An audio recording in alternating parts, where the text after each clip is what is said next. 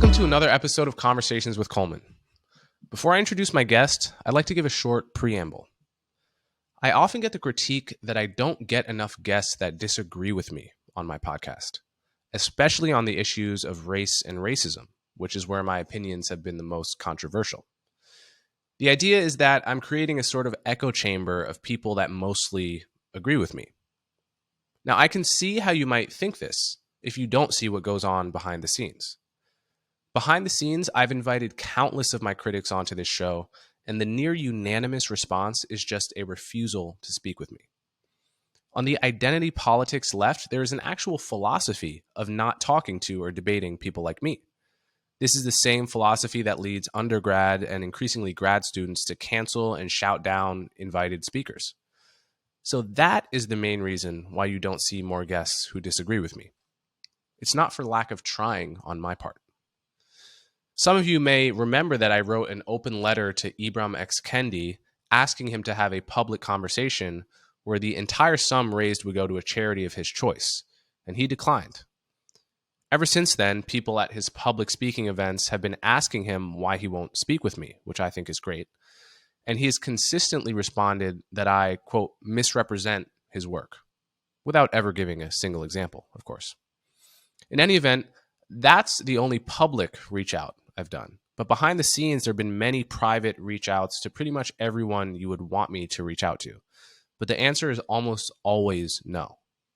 One extremely prominent anti-racist writer, who I won't name for privacy's sake, actually agreed to a debate and then dropped out once they learned that I was on the other side of it. So that's the attitude I've been dealing with on this topic for years. And that brings me to my guest today. Vincent Lloyd is a professor at Villanova University, where he directed the Black Studies program, leads workshops on anti-racism and transformative justice, and has published books on anti-Black racism, including Black Dignity, The Struggle Against Domination. Now, Vincent is one of those rare guests with whom I have profound disagreements on the topic of race, but who's actually willing to have the conversation, which I'm very grateful for. Vincent came to my attention because of a stunning essay he wrote about his experience teaching a summer course on racism at the Telluride Association.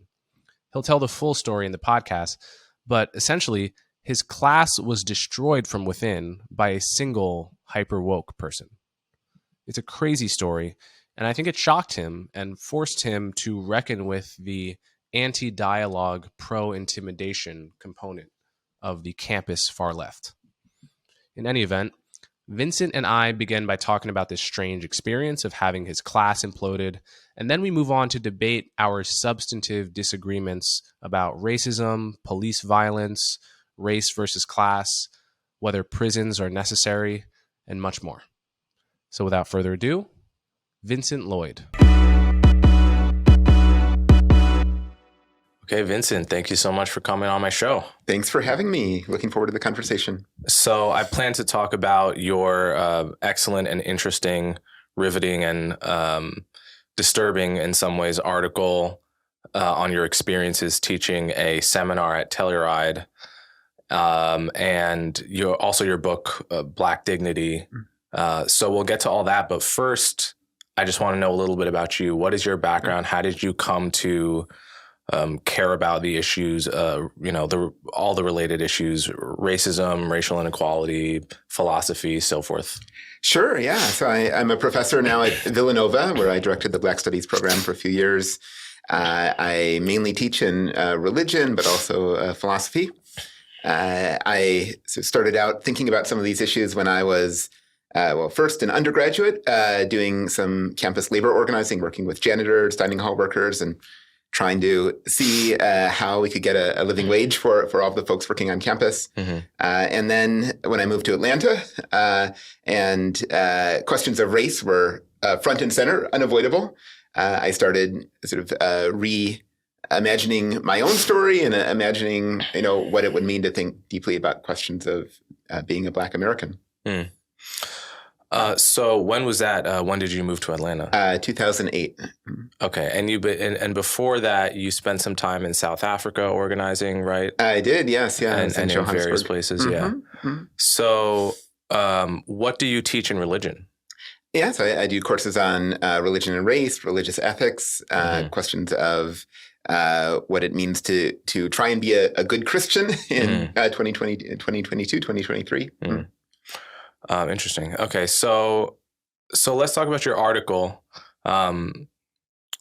First, can you just kind of frame what's happening? Because the kind of thing that happened in your classroom where you were teaching a study on, I think, a class on race and the limits of law, right?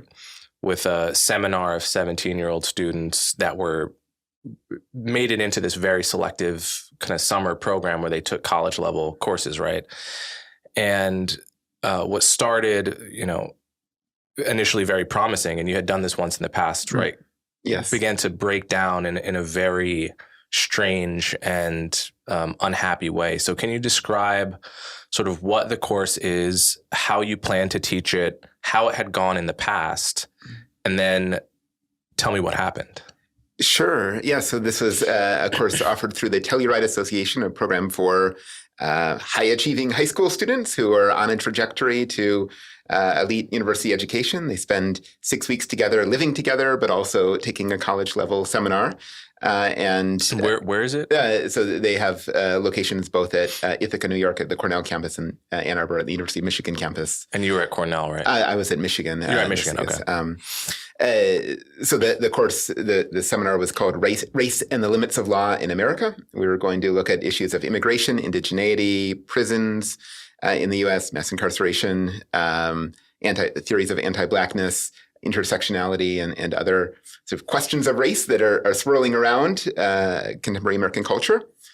And as you say, the course was a seminar. So what a seminar means is we're sitting around a big table. We're each sort of sharing what we notice about a text that we're reading, questions that we have, concerns that we might have about the text, what it makes us think of, what our experiences illuminate for us about a text and the set of issues that it's speaking to, and playing off of each other, hearing one person talk and then being inspired by them to say something else and dig deep into the text through this sort of iterative process. And that's what happened in 2014 when I co-taught the same course at Cornell, and then in 2022 at University of Michigan it went quite differently, as you say. So in 2014 you mentioned that over the course of the several weeks, the kids became very close, as one hopes for. And even you had them, didn't you have them at your apartment? And you had it was a very, you guys all got very close, and it was a very rewarding exchange. And we're talking about kids from different backgrounds, right? Exactly, yeah, from all over the U.S. as well as abroad. There were 3 or 4 students from outside of the U.S. as well. Okay, so what was the moment when it began to go wrong in 2022? So at the end of the first week, the person who was sort of like a camp counselor, sort of like a teaching assistant, came to myself and the co-instructor and said, the first week was on indigeneity, and this teaching assistant, camp counselor type person said, some of the students are frustrated that we're not talking enough about anti-Blackness. And I tried to point out that the syllabus had several weeks on issues related to anti-Blackness, on prisons, intersectionality, theories of anti-Blackness, et cetera, coming up. But there was this sort of insistence that each week, each day should be exclusively focused on anti-Blackness. Every issue should be routed through that framework, which, I agree that anti-Blackness is a hugely important theoretical framework to think about. That's why we spent a substantial amount of time in the... Wasn't it that you spent 4 of the 6 weeks on anti-Blackness and 1 week on indigeneity? And 1 week on anti-immigrant. So your TA was your TA channeling his or her own grievances, or channeling the grievances of someone else? So that was unclear. It was represented as channeling the grievances of the students, but I imagine this person was had quite strong views themselves, and it also strikes me that when you have group of a dozen 16, 17-year-olds who are away from home, away from their parents, living some for the first time, living together in a really intense experience, thinking that their chances of college depend on this, this experience. They're quite susceptible to influences from around them as well. Mm. So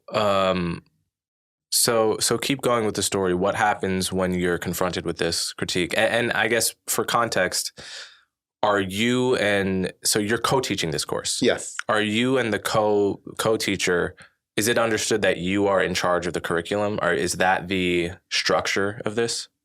Yeah, so the Telluride Association contracted the two of us to teach a college level seminar, and that was clear. It seemed like that was clear. It was advertised to the students. This is a college level seminar that you're going to be taking. That was a centerpiece of the summer experience. The Telluride Association had been in some flux post 2020, post George Floyd.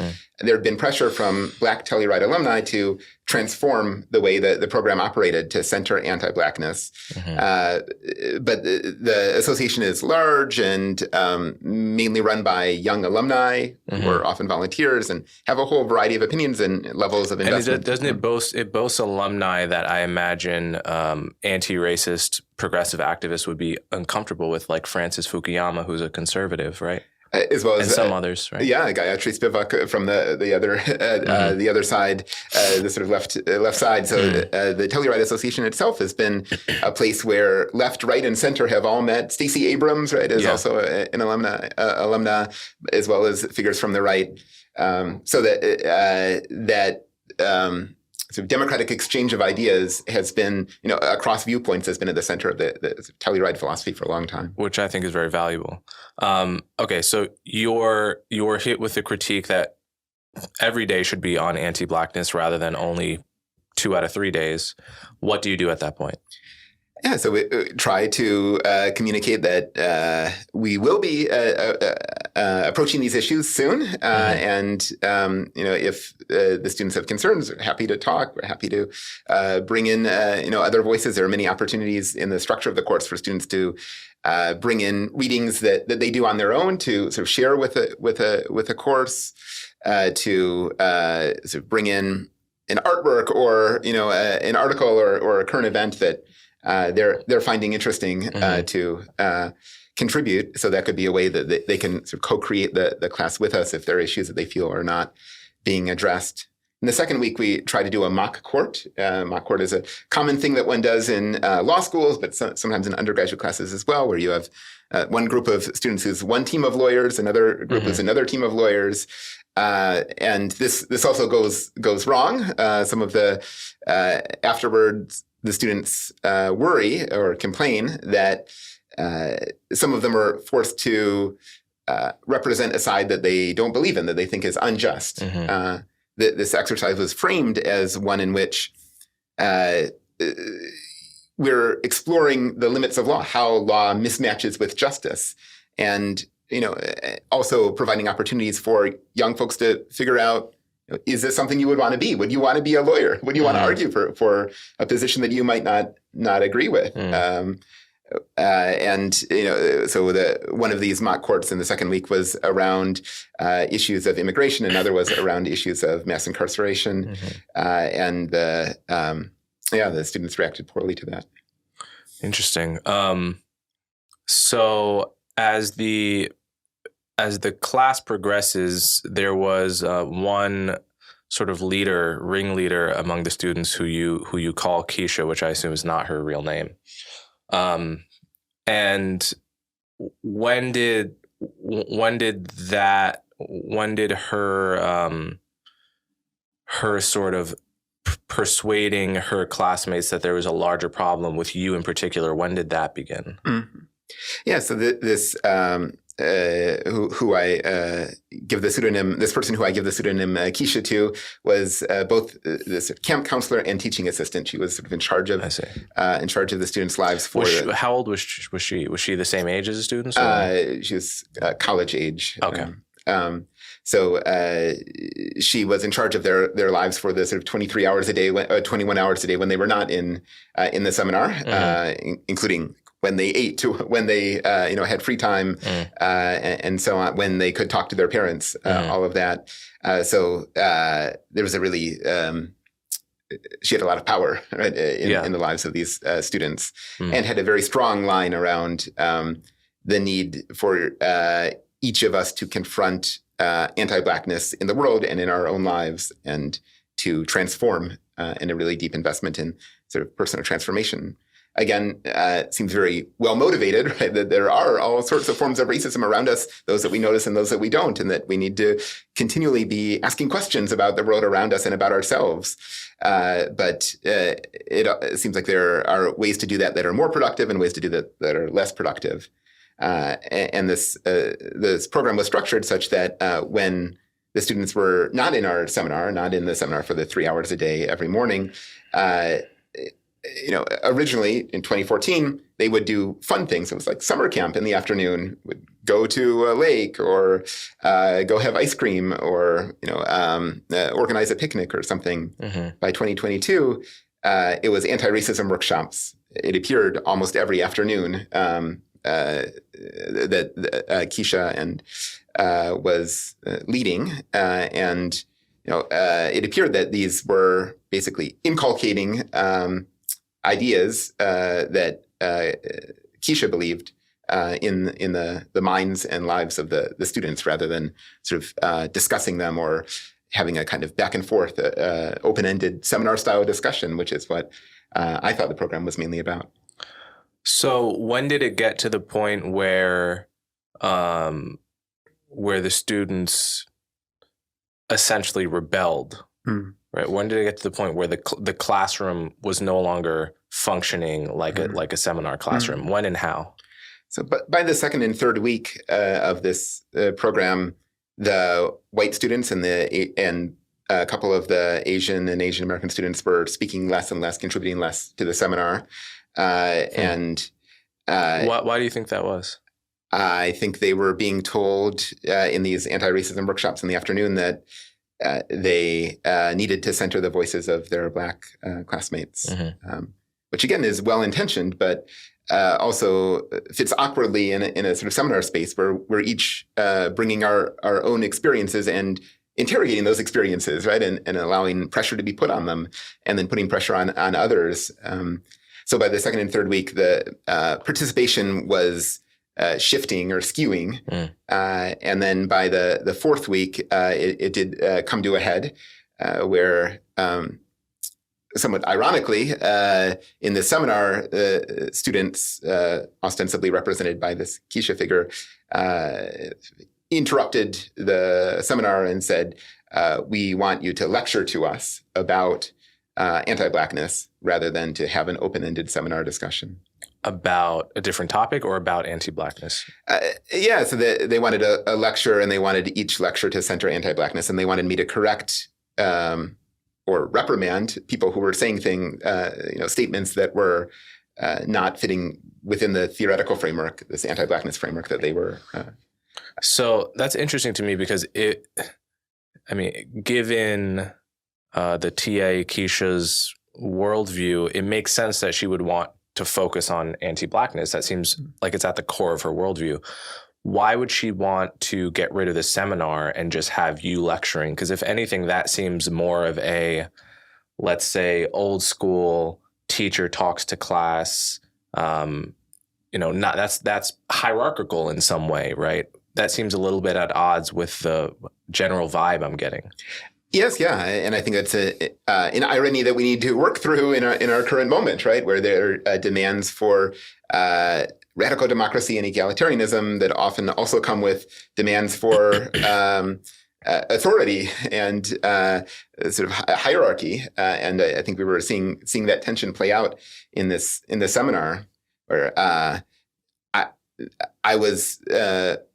It was as if I had, it was as if the only proper learning that could happen would be if I were imposing my views on the group, and But I'm curious about that. Why? How did she square that in her head? What was the purpose of centering you rather than the student voices? Yeah. So one version of this, and again, I think there is some incoherence in the view. One version of this was that the Black students who were part of the seminar were less well prepared on Nikisha's account than the other students. They weren't ready for a full open seminar discussion. And so the seminar discussion, the sort of open-ended democratic conversation, would be one that would necessarily privilege the voices of the non-Black students only by simply conveying information, me conveying information to them, could the Black students get what they needed, which was information to allow them to sort of rise up into the kind of academic excellence that they wanted. If I were cynical, I would say kids didn't want to do the readings or didn't want to be called out or it'd be so obvious that they didn't do the readings, because doing the readings is can be hard and tedious sometimes. Yeah, and we did see a I know I didn't do all my readings at Columbia, I can tell you that. Yeah, there was certainly a decline in participation in both readings and showing up on time and doing written assignments as well. When you went to the lecture, or just in general? Yeah, we never acceded to the full lecture thing. But yeah, by the fourth week, only 2 or 3 students were turning in written assignments, and more than half of them were not showing up on time.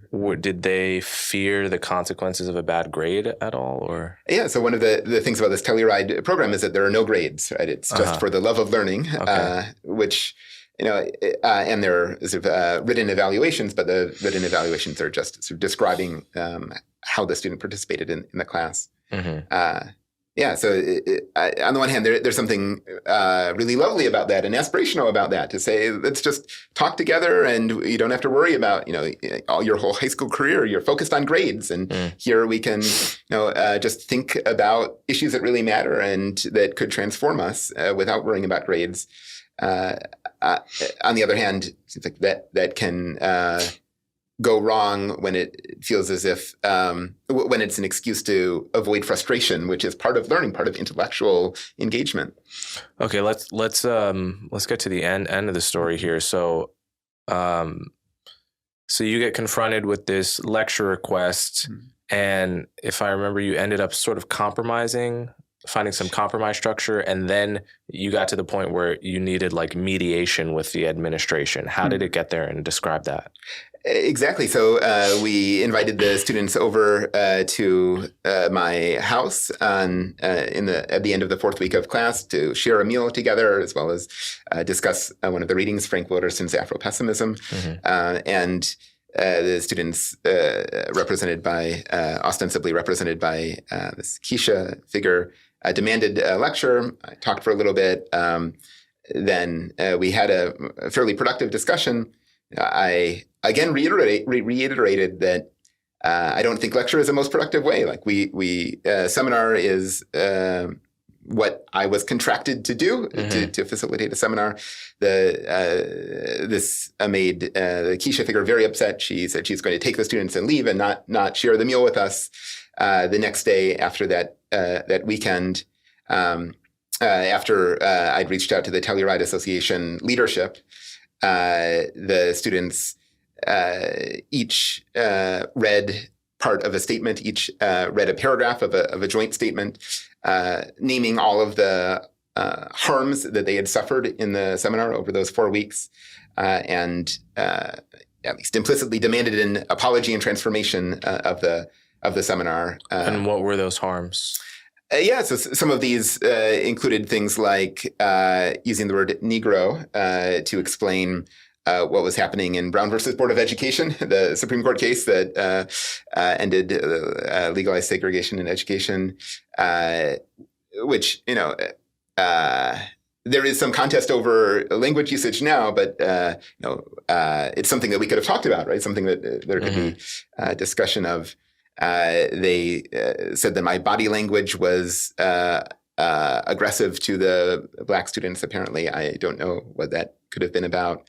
There were a couple of other things that students had misheard and interpreted as being sort of offensive in whatever ways. They once misheard me referring to one student by another's name.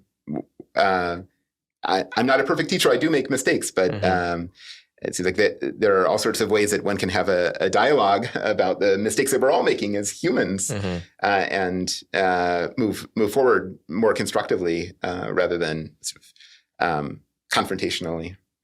Like, I'm scandalized by your body language in the past 15 minutes. I feel attacked. No, but I mean, you're fairly. I mean, I don't see it. I struggle to see how someone could, unless you're somehow, a tyrant behind closed doors, interpret your general vibe as aggressive, or that's a little bit shocking to me. I mean, it seems like, well, let me just ask you it this way. What accounts for the difference between the success of this program in 2014 and 2022? Did you change? Did the character of the students change? Did the surrounding culture change? To what extent would you blame these variables? Yeah, I didn't change. I don't think the character of the students changed. I think the culture changed. I think the presence of this particular charismatic figure who was serving as a teaching assistant changed. And I think the Telluride Association itself had mixed messages that it was communicating to the students and to the teaching assistant about the purpose of the program. In 2014, it was very clear that this is an academic seminar, a college level seminar. You're a high school student and you're going to get a taste of university life. And that's the centerpiece of the summer experience. In 2022, some of the messaging that students were, and particularly the teaching assistant were receiving, was that this is about a transformation to becoming an anti-racist, and the seminar is sort of one component of that, but not the centerpiece of that. So you went to the administration. They had read this list of grievances against, among other things, your body language. What happens then? How does it resolve? Yeah, so I think this is a point where there was a real failure of leadership from the administration, which was quite frustrating to me. It seemed like we asked the Telluride Association to communicate to the students and the teaching assistant that the seminar is at the core of the summer experience, and that I was contracted to teach a college level seminar. I'd done this before. The association hired me again, trusting that I would do this well. And the association did not want to intervene at all, didn't want to communicate with the students, didn't want to communicate with or didn't want to convey a message to the teaching assistant. In one sense, there's something admirable about their faith in democracy that's so strong that they're going to allow this democratic experiment to run, even if it becomes a sort of catastrophe. And then next year they'll try something different. They'll try and improve. They'll learn the lessons. There is something admirable about that. But in this case, with 16 or 17-year-olds whose parents may not know what's going on, right? Whose parents send them to this experience to get a college level class. It does seem like there might be an added responsibility to create the kind of structure such that this sort of thing doesn't happen. It's interesting. I had Mark Andreessen on this podcast recently, who is a big VC investor guy, and we were talking about organizational structures, organizations that operate. He runs his business like a very unapologetic hierarchy. There's a boss, my word. I guess there's two bosses in that case. And their word goes, and that's how the ship is steered, right? And if you have a problem with it, you don't have to be here. That's the attitude. And in his case, he feels that is essential to the success of the institution. And he said something that I thought was interesting, and your case seems like a prime example of, whether or not you agree with it as a general observation, which is when you try to get rid of hierarchy completely and have a flat structure, what you get is not democracy and kumbaya and a commune and a kibbutz. What you actually get is an unplanned hierarchy, which is to say someone comes along who is ambitious, and fills the vacuum that has been left by the fact that there's no planned hierarchy. Does that seem like a fair characterization of what happened in this case? Yeah, so I'm certainly sympathetic with that view, and this Joe Freeman's wonderful article, "The Tyranny of Structurelessness," sort of fills this out wonderfully, and has influenced me as I've been thinking about sort of political organizing over the years. In this case, I think we're at a cultural moment where people are suspicious of authority, and with good reason, right? There are authorities who have betrayed our trust at sort of local levels and at national levels. On the other hand, authority is also something that we live with all the time, right? We trust the authority of a dentist, right? We don't want to make our own judgment about our teeth. We defer to someone else's judgment. So I think we have to find ways to navigate these questions of authority in complex ways and nuanced ways that allow for accountability, allow for deferring to others at times, but also, can persist in a commitment to democratic life together. So did the class make it to its conclusion? No. So after this list of grievances was read at the start of the 5th week, there were 2 weeks left. I told the Telluride Association, can only persist in this if you intervene. If the leadership of the association intervenes, they would not intervene. So I offered to meet with the students individually if they wanted to read any of the written work that they wanted to produce. None of them wanted to meet. None of them sent in written work of the students who remained there. And I understand that this teaching assistant, this Keisha figure, just sort of took my place and lectured to them for the remaining 2 weeks. Interesting. There's an old Louis C.K. joke where he says you can actually you can bring a plane down just by being on a plane and yelling down loud enough over and over again. People will panic, and you will literally they will land the plane, right? I mean, something about this has that character to me. Well, first of all, I'm very sorry that seems like a emotionally difficult experience for a professor to go through. How did you fare through it all? How did you feel through it all? Yeah, so I think I did much better than the students who I'm sure were experiencing various forms of mental health crises during this time. Their whole world was in this house that they were living in with each other and with this teaching assistant figure for 24 hours a day. I had a family. My partner was pregnant. My daughter was going to camp, a musical theater camp, and we were doing all sorts of normal things, enjoying the summer in Ann Arbor. So this could be just one little bit of my life, which could sort of compartmentalize, whereas the students were sort of fully immersed in this world. So the world that the TA created seems to me cult-like in a few ways. One is that everything is subsumed to one value, namely anti-Blackness. There is no plurality of values, and this is what most cults are like, right? Whatever the cult worships, that is what 24 hours a day is devoted to. The second thing is that there is no value placed on disagreeing about values. If you disagree, you are a traitor and a blasphemer and a heretic and an evil person. And this is the as a religion professor, I'd be curious whether or not you agree with this, but I think this is substantially the culture that cults have created and fundamentalist religion of all kinds have created. And academia at its best is supposed to value diversity of thought and disagreement, constructive disagreement. And that's what I'm all about on this podcast and in general. And I found, when I was at Columbia, there were, this whole fiasco is like, it's not actually that surprising to me, because though I've actually never seen something quite as bad as what happened in your seminar, I've certainly seen.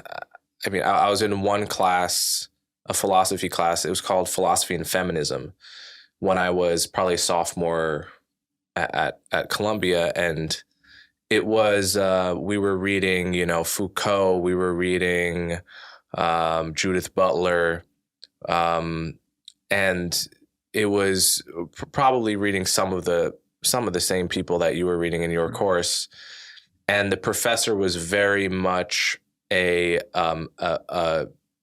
dogmatic, I would say, admirer of everyone we were reading, right? Like no one we were reading really was to be criticized, and that message was communicated.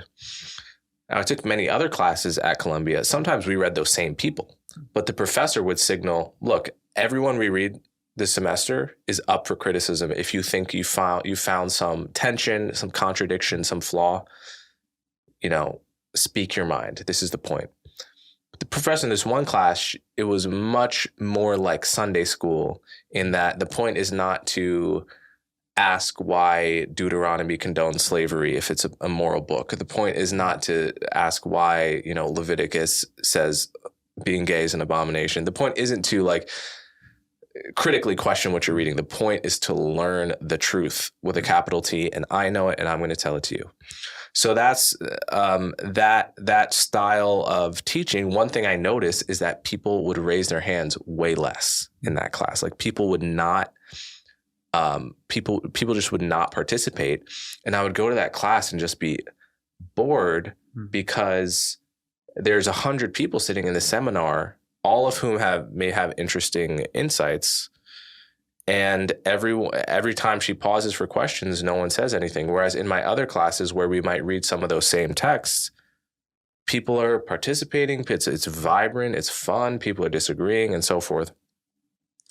And I think there is definitely a strain in higher education that I've noticed when I was at Columbia, and I also took classes at Barnard, where the classrooms are basically run by people that are more activists than professors, in the sense that they don't like disagreement, and it changes the whole character of the classroom. And I think it's a very big problem in higher education right now. I'm curious if that is something you have noticed, or if you think I'm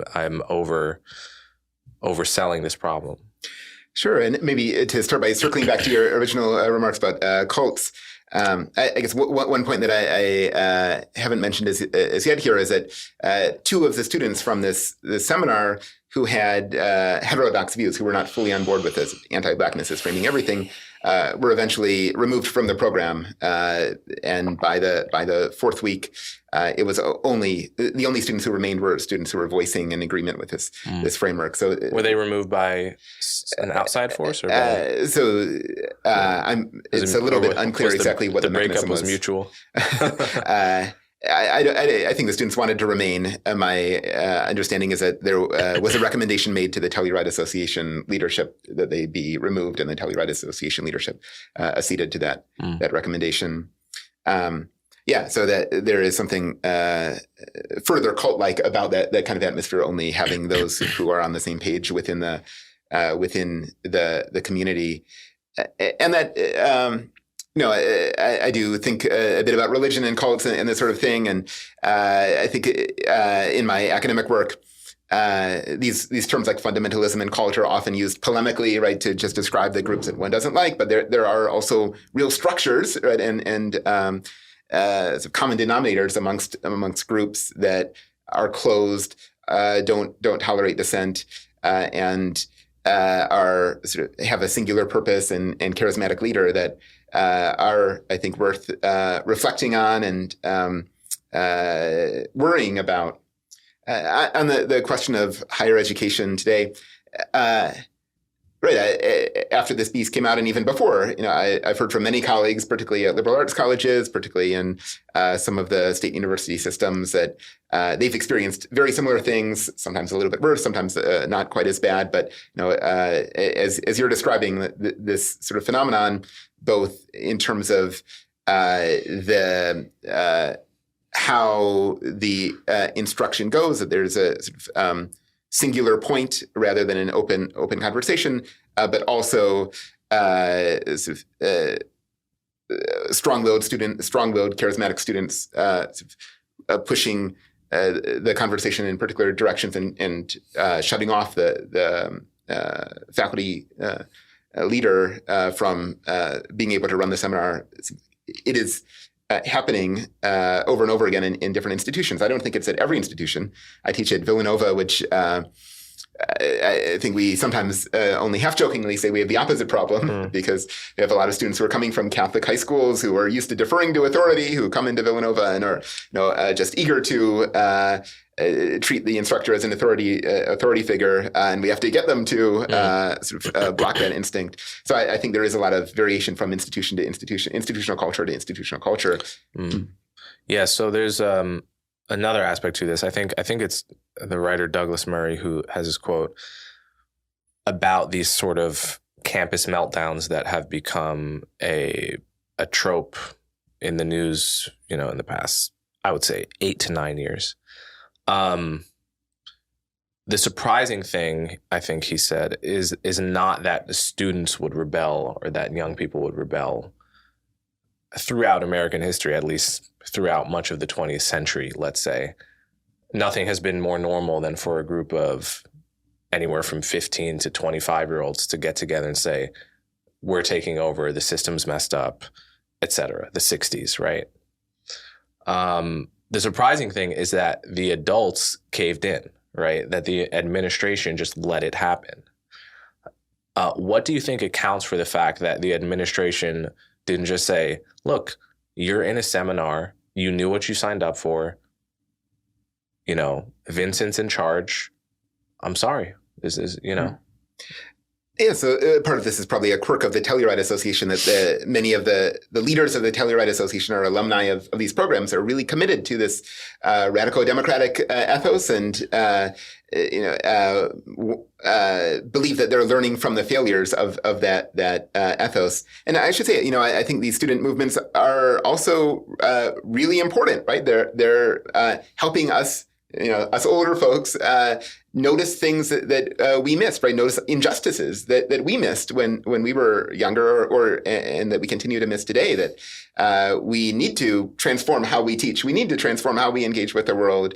And the challenge is just figuring out where are the spaces where we can do that effectively, right? So if the seminar is a space, the seminar has its can do some things and cannot do other things. And it seems like recognizing the autonomy of that kind of space is really important. There might be spaces, workshops where you're learning skills where you just need a package of knowledge that's communicated from one person to the people in the workshop. If you're going to organize a union in your workplace, you need pieces of information about how to do that effectively. You don't need a seminar on how to do that. So I think recognizing the distinctness of different sorts of spaces in our political lives is also really important. Okay, so let's shift gears a little bit and talk about your book, Black Dignity, and your philosophy that you sort of sketch out there.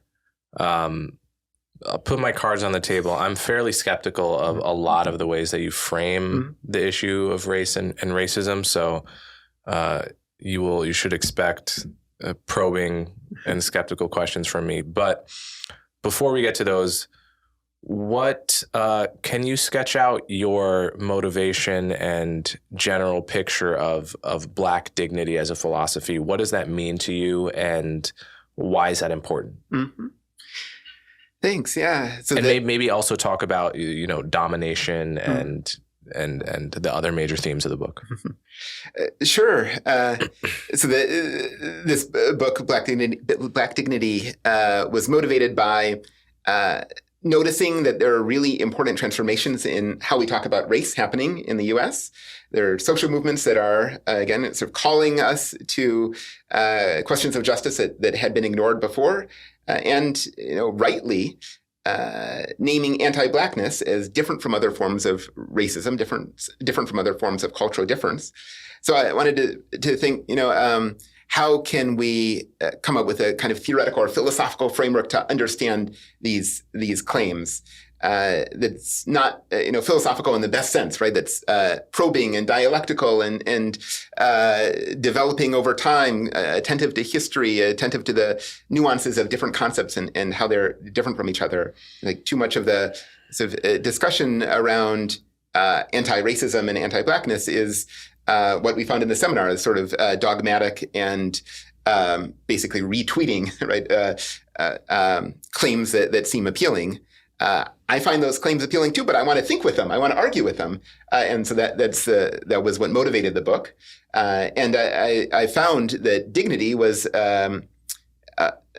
Sometimes we think about these activist movements as just political, but I noticed that there's all this moral language around them. Sometimes even spiritual or religious language around movements like Black Lives Matter. Dignity is in the first line of the Movement for Black Lives platform, an affirmation of dignity. So I wanted to really think about what does it mean to investigate the moral foundations of a social movement.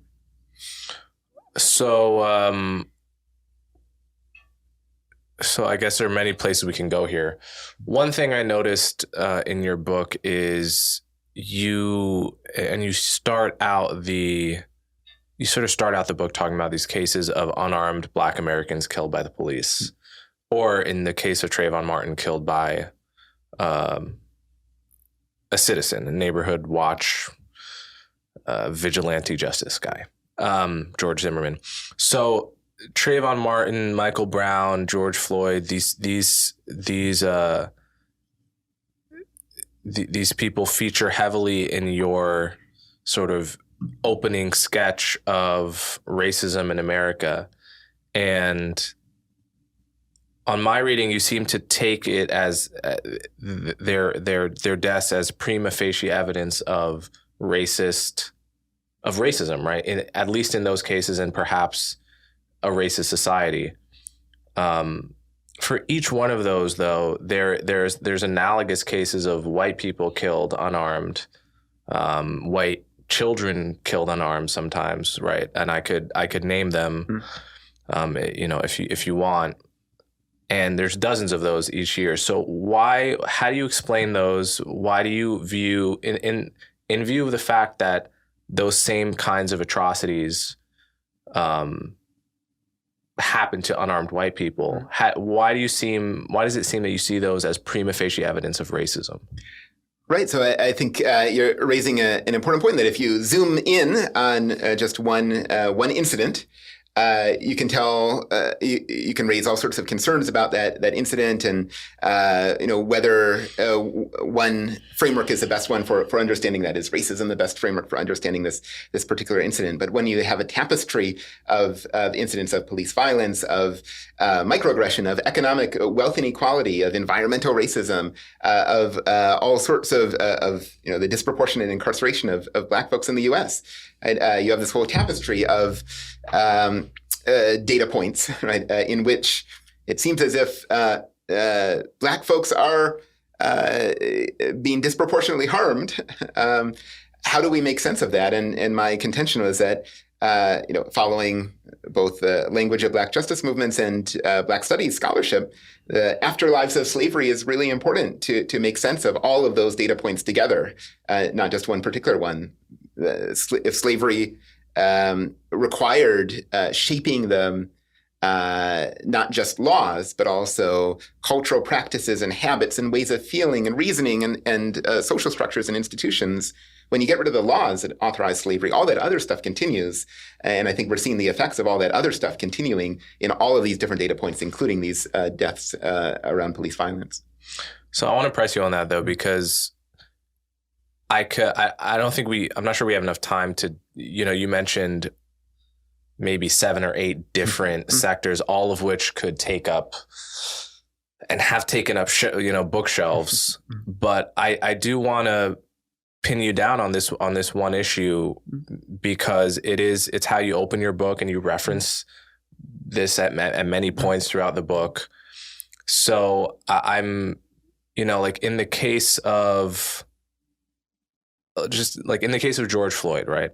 What I saw when I saw in the knee on the neck for 8 minutes, one of the most brutal videos and murders that I've seen in my lifetime. I've also seen a knee on the upper back of Tony Timpa, who was a white guy killed in either 2016 or 2017 in Dallas. while the cops are making jokes about him waking up for school, and they kill the guy, right? And the cops were not punished, at least certainly not for years. And the case, that nobody knew about that case really, right? It was on video, but it just, because the victim happened to be white, it didn't make the national culture. It wasn't on people's lips. So when I saw the murder of George Floyd, in my mind, I knew that this kind of thing also happened to a white guy. So where was the evidence that the most likely or only cause of this was that the police would only do this to a black guy? Well, actually, there's a video of them doing it to a white guy a couple years ago. So my theory of it has to be sophisticated enough to take in both examples, which is not to say it wasn't racist as a motivation. Truthfully, none of us can mind read in that way. We can just make our best guess based on our overall worldview and our overall guesses. But again, I think this seems to me to be a fundamental problem, because this is, we could talk about all those other sectors. This is really the one that people feel is unambiguously has to be racism, right? We can debate about disparities, we can debate about whatever, but this seems to be, I think it comes earlier in your book because it's the most emotionally compelling evidence, and it seems to me to not be the strongest kind of evidence for a racist society. Thanks. Yeah. Thanks for raising this, which is a great one to dig into and to think about, a great issue to dig into and to think about. Right. So I think we need to condemn police violence in all of its forms, wherever it happens and to whomever it happens, and think about why does this police violence happen? What is a culture of machismo in police forces, a culture of violence that is bred in police forces that leads to these horrific incidents? And where do police forces come from, right? Their history, police forces arise in the South as a successor to slave patrols to manage black populations in the South. In the North, police forces arise to manage the working class, right? The bosses and big businessmen want to keep their factory workers in line, and the police forces are a tool of that. And so if we're going to look at particular incidents in the present, we have to think about that longer history of policing, as well as that culture of policing that's bred now, and be really critical of it. In terms of the intentions of a particular person, I agree. The mind is a mystery, right? It's probably not the most useful to think about the particular intentions of one person at one time. But what these incidents allow is a broader conversation about, how is there a tapestry of problems that had been ignored, right?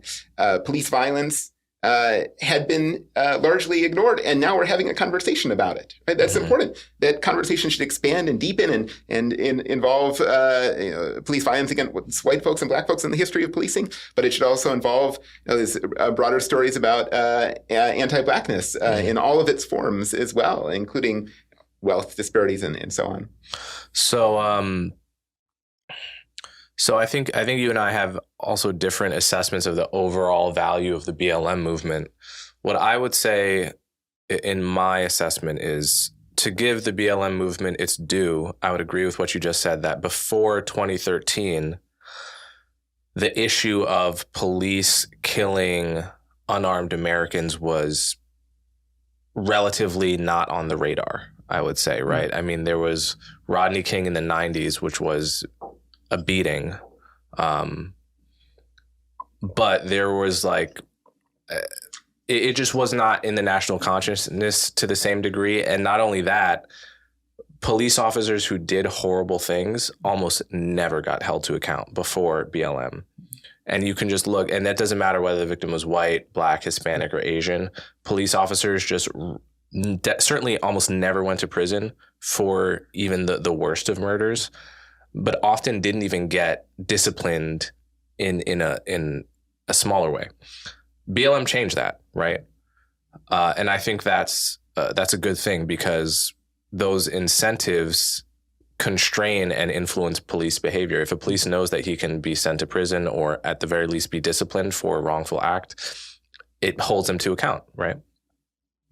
And the influence of police unions to protect police officers has been, like teachers' unions, in my opinion, outsized and to the detriment of the populations served in both cases.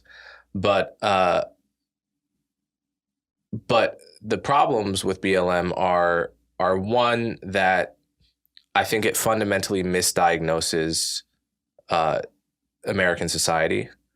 It says I know you will recall, but for my audience, when BLM first really dropped, there was a huge Black Lives Matter versus All Lives Matter debate. And BLM was an actual movement. All Lives Matter was basically, it wasn't a movement. It was a slogan that was a reaction to the movement. And the reaction was, are you saying only Black Lives Matter? How come you aren't saying all lives matter? Don't all lives matter? Wouldn't you agree with that? And of course, the sophisticated retort from BLM was this. They would say, of course we think that all lives matter. The problem is that our society doesn't value Black lives as much.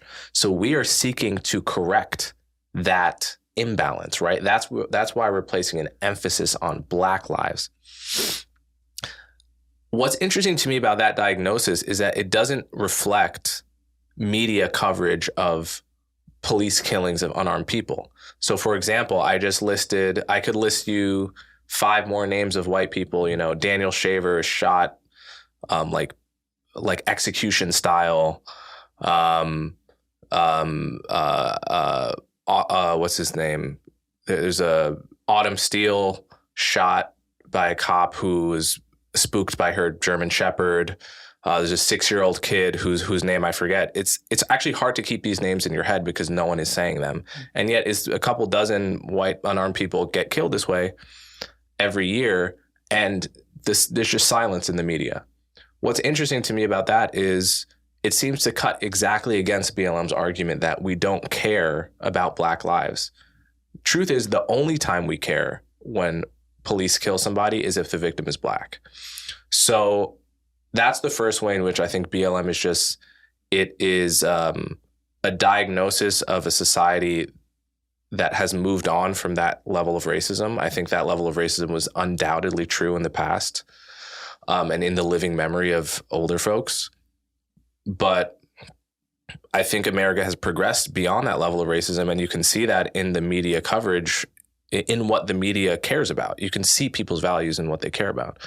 And then the second thing I would say is in the climate of promoting and apologizing for riots and violence that caused what Pew recorded was the single largest year-over-year increase in the homicide rate in American history in 2020.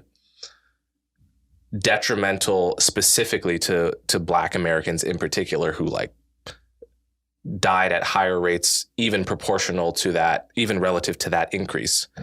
And the total silence about the Black-owned businesses and just businesses in general destroyed and looted.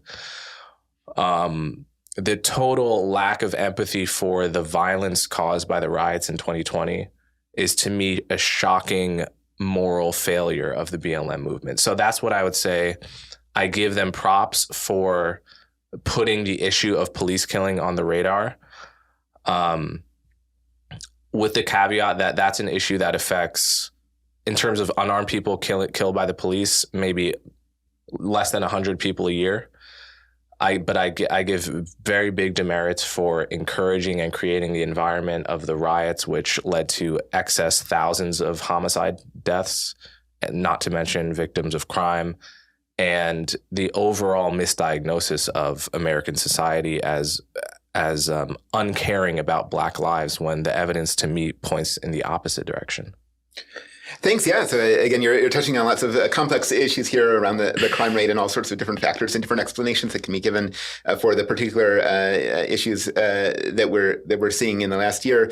On the frequency of police murders.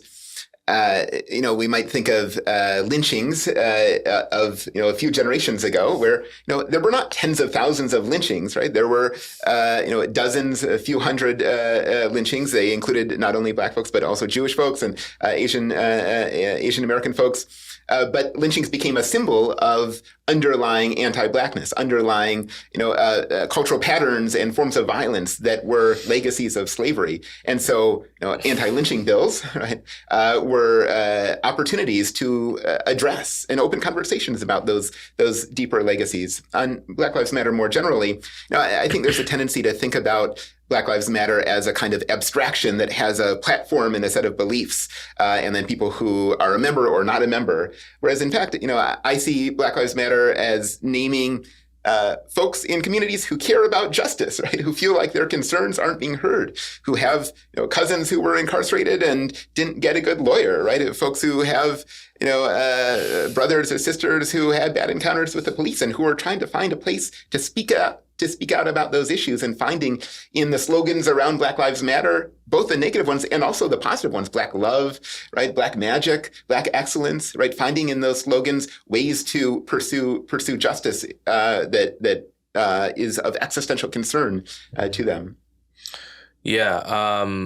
Okay. So, so this equation with lynching, or the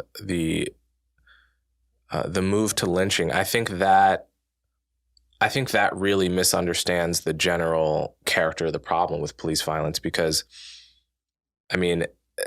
lynch mobs were extrajudicial, like intentional murders and tortures, often just from citizens to Black men that were alleged to have commit some often imagined crime, right? And it was, the town square gathering to watch you put a Black guy in a tree. It's like, it's that kind of thing is impossible to imagine in America now. And the equation with a policeman that gets a 911 call, often from a Black person, that there is someone being threatening in public, and it goes south. Which is not to say this is all the examples. Some of them are murders, but many of them are examples where a policeman is being called to the scene of a crime. Again, often the call is coming from a Black victim of that alleged crime, and gets into an altercation, which ends in them pulling the trigger. Sometimes the trigger is pulled rightly, sometimes it's pulled wrongly. And some people shouldn't even be cops. Some people go berserk and they have no business having a badge, and they should be in prison. Others are cops that had to pull the trigger to protect either their life or the life of someone in the vicinity, such as the Ma'Khia Bryant case, where she was on the backswing of what could have been a fatal stab, and he chose to pull the trigger at that time, and nevertheless received all kinds of criticism for it. To me, to make the move to explain our caring about that issue in terms of it being similar to lynching is, I think, to gloss over all the very important differences that make those two things not analogous. Yeah, I think you're making a good point that these are not the same thing, right? And there are important differences. But my point here was that these are both things that are, there may not be a huge number if you're looking at the data, huge number of police killings, not a huge number of lynchings, and yet they have a huge symbolic function, right? That they I would agree with that. Yeah, make Black folks feel scared, right? Yeah. In various ways, and that has real power, right? That shapes people's real lives. Sure. It's in some sense, it's like a plane crash, which is there can be one every 10 years, but people will still be afraid if they go up in that plane. But I also think the media plays a role in just totally miseducating and not educating people at all about the true likelihood of them being a victim of such a police encounter or police murder. We're talking about in terms of unarmed Americans killed by the cop each year, we are talking about lightning strike levels of your likelihood to be a victim of that, literally. And most people don't know that. Like, most people don't know that who think that they're educated by, reading mainstream newspapers and such. You think you would know that if you're just like a casual reader of the New York Times. but that's not really going to appear there, actually. In my experience, instead, what you'll see is like articles saying, "I fear jogging while black," but presented as if that's a rational fear. Where I feel it should be presented as, okay, we can understand how you came there. We can understand these videos have symbolic resonance. But what the media should be doing is to say, similar to a plane crash, your odds of actually being a victim of this are extremely low. And you should understand that you can feel secure at this point as a Black person. You do not have to, don't be misled by the few news events that happen, because the news is by definition the outlier. What makes the news is by definition what is not normal, right? Everyday interactions don't make the news because they're not interesting. And I think the media has completely abandoned its responsibility to tamp down on Black people's fears of being victims of racism. And I think that has had a psychological effect on Black people, because to live in fear is really no way to live, especially if those fears are not actually justified by your likelihood of being harmed, right? Like if it were actually true that you should fear, every interaction with a cop, then I think it would be okay to feel that fear because your fear is in proportion to reality. But I think the fear, because the media seizes on these stories out of context of any kind of statistical proportion, I think it creates fear and paranoia of being a victim of racism that need not exist. Yeah, so this may be another point where we differ a bit. It strikes me that a half century ago, people were racist in public, right? You could tell the racists. They were saying, "I'm a racist. I don't like Black folks." Mm-hmm. Now, you still have racist outcomes, right? You still have racist behavior. You still have disproportionate, anti-Black facts that on all fronts, on all sorts of fronts, but you don't have the people self-identifying, "Hey, I'm the racist." So I think I would worry more about the paranoia and the fear and those sorts of emotions and existential concern coming from that dynamic, right? That the racism still exists, but it's submerged, and so you don't know exactly where it is. So it makes Black folks live with anxiety rather than the sort of media amplification. So how do you distinguish between the belief that racism has actually declined, like there are just far fewer racists today, and the belief that racism has just gone subconscious? It's there, but they're afraid to say it now, because those two worlds could look pretty similar, right? Mm-hmm. What kind of, in your view, what evidence suggests that we are in world B rather than world A? Yeah, that's a great question. And, I think that there can be a lot of focus on identifying who are the racists and who has racist intentions. I don't find that particularly useful. I think it's more useful to look at the gaps in wealth or income, look at the incarceration numbers, look at the experiences of police, not just police killings, but have you had a negative encounter with a police officer in your life? Do you know someone in your family who's had a negative encounter with a police officer? Where are people living, right? There are all sorts of new dimensions of anti-Blackness. The New York Times had this thing about Black appraisers and Black developers having all sorts of troubles in their careers just in the last couple of weeks. So it seems like there are all sorts of dimensions of anti-Blackness beyond the sort of police killings that the focus on police killings helpfully pointed us to and opened up conversations about those. Mm-hmm. So let's talk about the disparities, because you've pointed to disparities a lot in this conversation. Mm-hmm. I've coined the term disparity fallacy for the idea that a disparity between two groups is necessarily or probably or definitely caused by racism.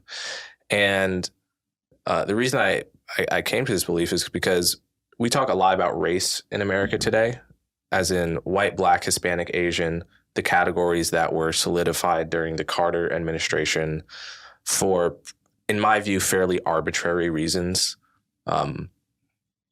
But that's a whole separate conversation about the social construction of race and so forth. Anyway, we talk very little today about ethnicities, right? About Black Americans descended from slavery as an ethnic group, as opposed to Black Caribbeans, Black Jamaicans, Black Trinidadians, Black Ghanaians, Black Nigerians. Similarly, with quote unquote white people, we talk very little about the cultural and outcome differences between white Americans of Irish descent versus of French descent versus of German descent versus of Russian descent. And when you actually look into this, and I encourage anyone to, if people don't have very much time to, read books about the subject, but just go to Wikipedia and look up household income by ethnic group or personal income by ethnic group. You will get a list from 1 to 100 with massive disparities between ethnic groups of the same race. You will find that whites of Russian descent earn way more money than whites of French descent.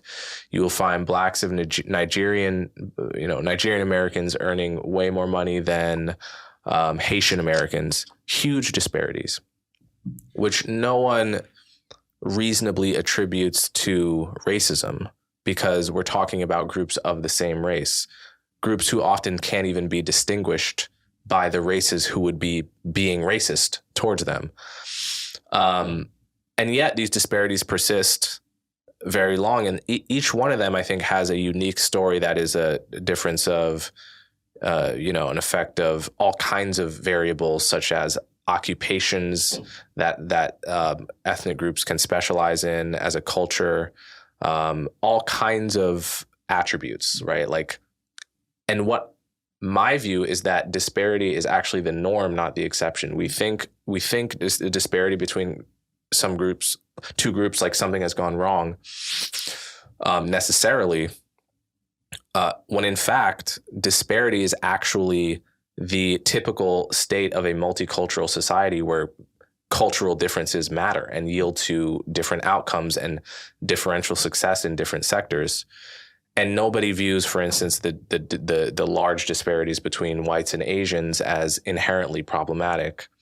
And yet all of that reasoning is suspended in the case of black-white differences, where it only has to be due to institutional racism or to the legacy of slavery, and none of the other causes of disparity, which seem quite powerful everywhere else in the world, magically they disappear for this one example. So I'm skeptical of your gesture towards those disparities as, again, prima facie evidence of a racist anti-Black society. Thanks, yeah, and I certainly agree that there are all sorts of cultural differences and outcomes of various forms that accompany those cultural differences, and it can be quite interesting to look at them. The claim that comes out of Black justice movements in recent years and over the decades is that there's something distinctive about anti-Black racism that's different from all this sort of wider terrain of cultural difference. And if we think back to slavery itself, I think it makes this plausible, right? What does it take to make it acceptable to treat someone as an object rather than a person, to treat an enslaved person not as a human being, right, but as equivalent to a cow or a piece of machinery, right? It takes all sorts of work on oneself, right? So shaping how one thinks, shaping how one feels. It takes all sorts of institutions, political institutions, cultural institutions, to make that possible. It's so counterintuitive, right? To treat another person, as not a person. And so, I think that realizing how much it takes to allow people to be so inhumane at that moment of slavery makes it plausible, and I think even likely, that the anti-Black outcomes that we're talking about, the anti-Black differentials that we're talking about, are different from this wider world of sort of cultural difference that you're alluding to.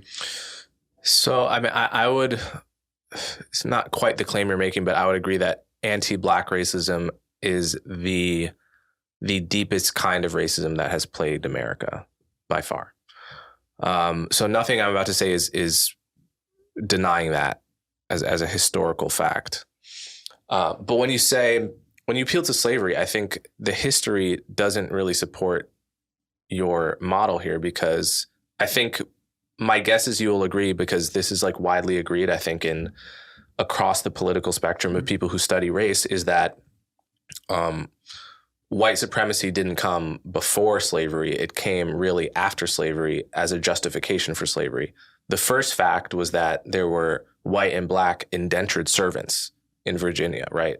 Indentured servants, which were treated very much like slaves, but they had a time limit. Many of them died, lived in brutal conditions. And over the course of the 17th century, for various reasons, black people, slavery became racialized for reasons of convenience and all kinds of reasons.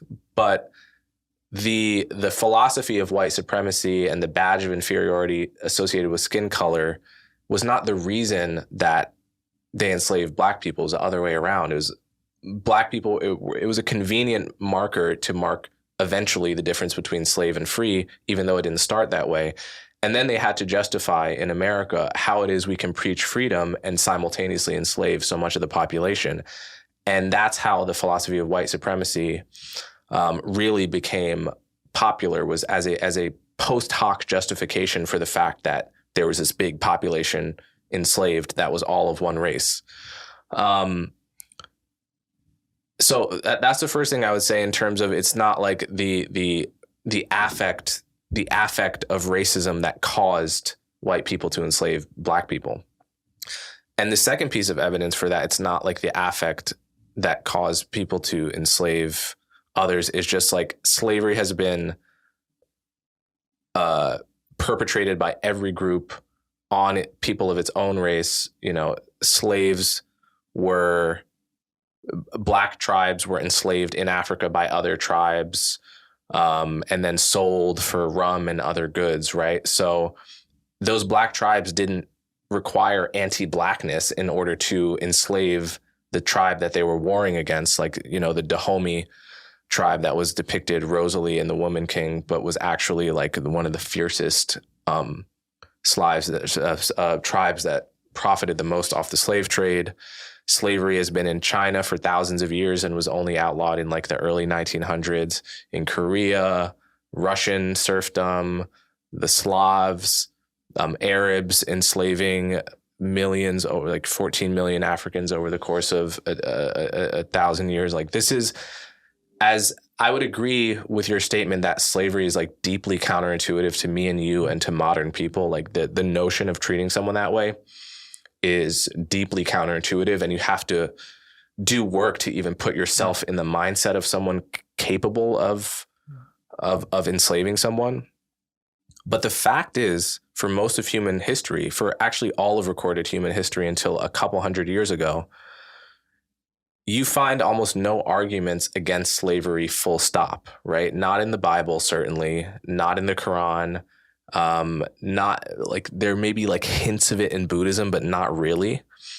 What you find is basically no one wanted their people to be enslaved, but no one had a problem with slavery as such until like the 1600s, 1700s, when people started making arguments against slavery full stop. So I think like the whole world has become somewhat more progressive on that issue, which is a great thing.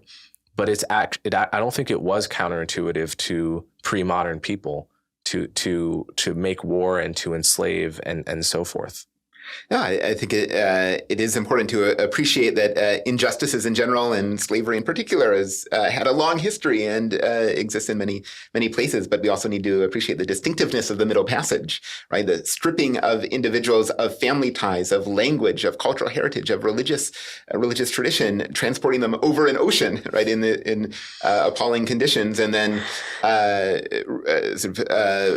making what we get in that case of the Middle Passage is something like domination in laboratory conditions, right? Master and slave, stripped of all of the complications of the world, where their only identity is that of enslaved, right? They're no longer part of a community. There's a minimal sort of legal, if any, legal protection. And so, I think in other cases of slavery, right, there is more complexity and cultural complications and some legal protection. In this case of the Middle Passage, there's something really dramatic, and focusing on and appreciating this human problem of domination, that we all have a will to dominate each other, but we can see that in its purest form in the Middle Passage, because the identity of the enslaved is purely that of enslaved, everything else stripped away, that puts particular importance and force in this transatlantic slave trade. Yeah. So there's a book called Slavery and Social Death by the Harvard sociologist Orlando Patterson. And it's basically a survey and a theoretical analysis of slavery, a kind of quasi-Marxist analysis of slavery worldwide, including slavery in the Americas. And he says a few things in there that I think challenge the uniqueness of American slavery. Not that it does not challenge the brutality. It agrees with the brutality of American slavery, but also points to the brutality that we don't really like to study as much of slavery in other civilizations, other countries, etc. And he says something in that book, which is there's many differences between the laws governing slaves in all the different examples I might have mentioned, and more for the past 10,000 years, slavery on every inhabited continent. But there's no known society in which the whip or something like it was not used on slaves, because fundamentally, how do you force a laborer to work when they have no incentive to work, when they stand to gain nothing from their work? They're not being paid. You have no carrots to offer, or you have very few, and the only thing you can offer is the stick, metaphorically and literally. There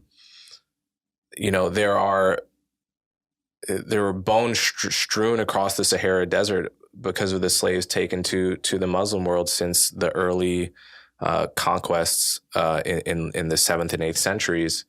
And I think there's untold suffering that we don't really look into or unpack in slave societies around the world, because naturally, as Americans, we are more interested in our own society. I think that's okay. I do think we should study American slavery more than we should study slavery in the rest of the world, because that's our country.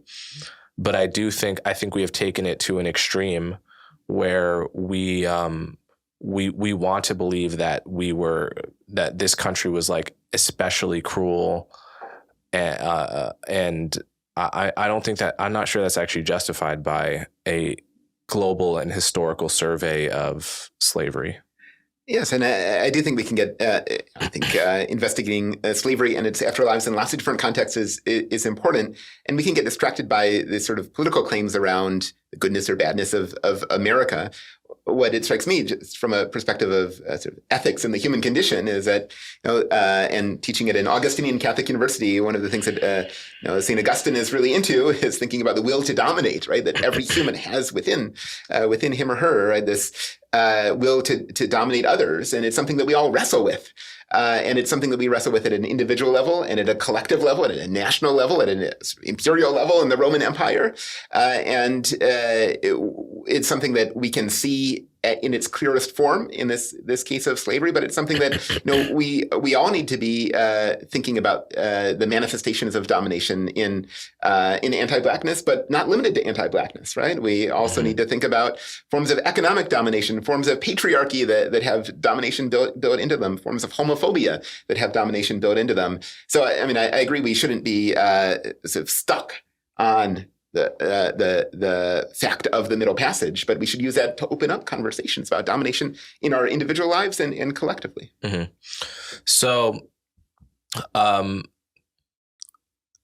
in your book, you towards the beginning, you sort of talk about how you're not going to engage with like Kant, and how you generally, correct me if I'm wrong, avoid incorporating European philosophers and the European philosophical tradition into your conception of Black dignity. Is that roughly correct? Right. So there are a couple of ways that we often think about dignity. One, as sort of high status or nobility, right? The dignity of a bishop or the dignity of a duke or aristocrat. And then later in human history, European history, I think of dignity as something that's universal. Each of us has some dignity inside of us, sort of democratic conception of dignity. And while these both are important and useful, I think, and still exist in the way we talk, and have helped make important advances in international human rights regimes and others. There's another conception of dignity that I want to call our attention to. That's a dignity that comes up in justice movements, and particularly in Black justice movements. A dignity that is manifest in struggle, right? Struggle against domination. So that's what I want to focus on in the book. So, I mean, I perceive a potential tension in that, which is the following. Throughout your book, you valorize people like Frederick Douglass and Martin Luther King, who I also, both of whom I admire deeply, as some of the sort of intellectual and activist heroes in the narrative. I know for a fact both of them were very much steeped in the European philosophical tradition, and Martin Luther King spoke in his famous essay, My Pilgrimage to Nonviolence, of reading Plato, Aristotle, Kant, Mill, Locke, Rousseau, and he called them masters, right? Not in the slave connotation sense, but in the sense that they had mastered ideas and thinking, and he learned a great deal from them, and Marx as well. And so presumably you admire these people very much, but you don't follow their lead in incorporating that tradition, that European Enlightenment tradition. Do you view that as a tension at all, or is that reconciled? No, I agree with Douglass and King here that and many others in the Black tradition. The Black intellectual tradition is one that is both growing out of Black experience in the U.S., but also in dialogue with European thought of all sorts, and that's where its richness comes from. And we have a lot of books about dignity from the European perspectives. I wanted to think about what does it mean to approach this topic, focused on, but not exclusively engaging with Black sources in the U.S. So. I noticed in your book some gestures towards the idea that Martin Luther King was a radical. Can you explain that? Yeah, so I think there are a lot of different ways to understand King, and there's one story that there are a couple of stories I don't agree with. One story takes King to be basically a secular liberal. He just wants to make things gradually better. Nope. I agree with you. He was not secular.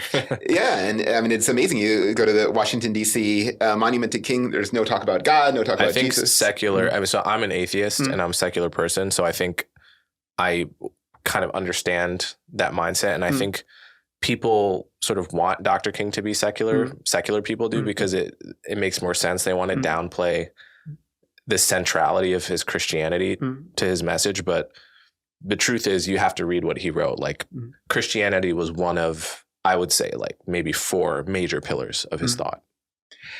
Yes. Yeah. And I think that's what makes his thought radical, right? That there's a possibility that the world to come could be dramatically different from the world that we have, right? It's not just a matter of looking around at a problem here, a problem there. What are the sort of policy fixes we can come up with to address this or that? There might be really deep problems baked into our world. We might need a tragic sensibility, right, to appreciate the depths of the injustices in our world, which comes along with a hope for dramatic transformation, right? That we can, if we are committed to struggling against injustice, the world could and has at different moments dramatically changed in ways that surprise us. I think that's some of the radicality of King there.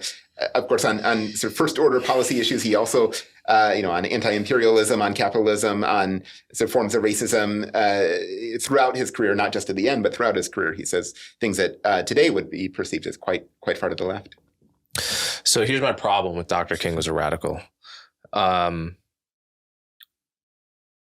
far as I can see it, every Martin Luther King Day, this happens, right? People quote Martin Luther King's famous statements about common humanity. I look forward to the day when little black boys and little white girls, little white boys can hold hands, right? This shining moment where so many different kinds of people from America resonated with the same message and temporarily came together to strike down, apartheid in the South. Right. And so there's these amazing statements of common humanity. And every Martin Luther King Day, I read a slew of the same article, which says, don't you dare think that that's what Dr. King was all about. He was also about radical, aggressive protest. The implication, the subtext of this is Dr. King would really be about BLM philosophy and tactics today. So don't you reduce him to that sanitized version of himself that is palatable to white people, right? He was really a radical. And when you ask for evidence of him being a radical, there's a bait and switch that happens, which is people start talking about the Vietnam War and full employment policy, which he supported, and universal health care, which he supported, and issues that are totally different from common humanity and the meaninglessness of race. And I feel like the topic has just been changed where, this hypothetical person has attacked me for saying I'm misrepresenting King's beliefs about racial identity. He was really and nonviolent protest. And then when I ask you for evidence, you're talking about the Vietnam War and you're talking about his Bernie Sanders type policy, which I agree, all of those were very radical at the time and some are still radical today. But it's not, there's a bait and switch there, which is like, Dr. King was all about that. He was also all about that we are united in that race is a ultimately meaningless trait that has no business dividing us for any reason. He really spoke with one voice on that issue throughout his life. And once the aims of the civil rights movement were achieved, the main legislative aims, he largely pivoted to being more concerned about organizing around class than around race. And in his final book, his so-called radical phase, the second chapter is a sustained critique of the Black Power movement, where he ends by recommending they change their name to Power for Poor People, because class is the more important variable post-65 in his mind to organize around. So look, none of us know what Martin Luther King would say today. None of us can channel him. And I think it's valid to say, I hate when people ventriloquize the dead. Like, I think it's absurd. But we know what he said in his life about the analog to BLM at that time, which was the Black Power movement. So that's my problem with the King was a radical argument.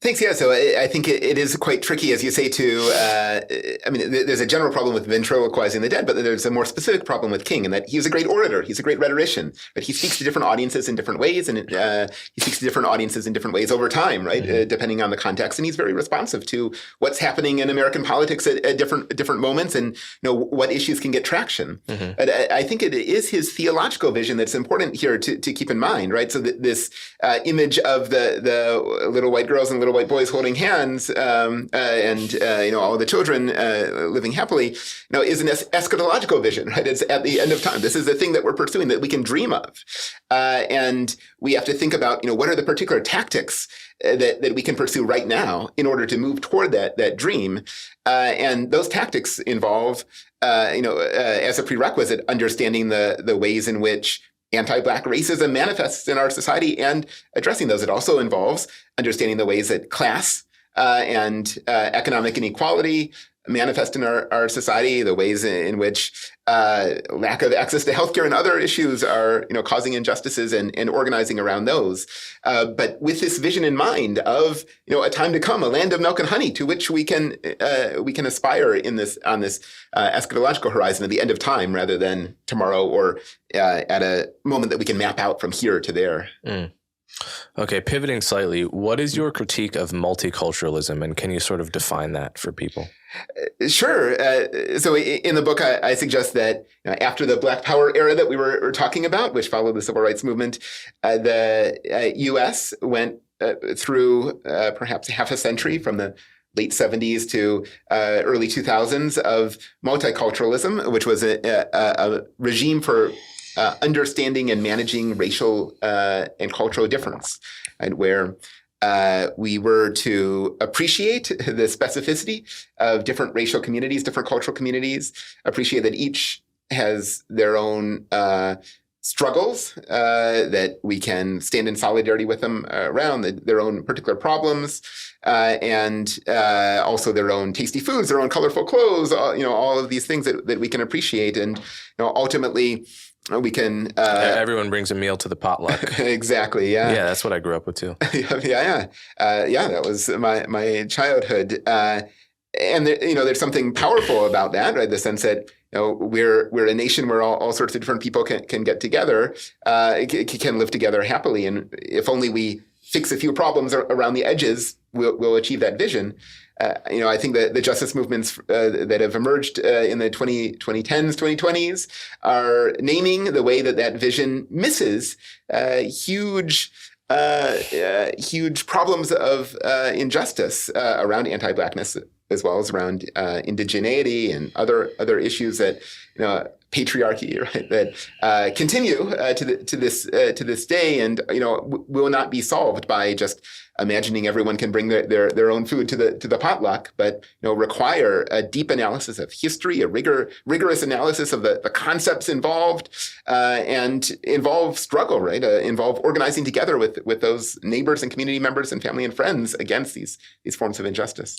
So, what kind of concrete policies, if any, does that translate into? I mean, you're not really necessarily a policy maker or anything like that, but presumably you have some kind of concrete recommendations or broad gestures in a policy direction that you would like to see vis-a-vis multiculturalism, transforming society, et cetera. Yeah, I think we're at a really difficult moment in that there was one paradigm that we were used to, and we're seeing that paradigm has got things wrong. It's not clear what the new paradigm is going to be. We're at a moment of experimentation. We're at a moment of trying out new different ways of thinking about race.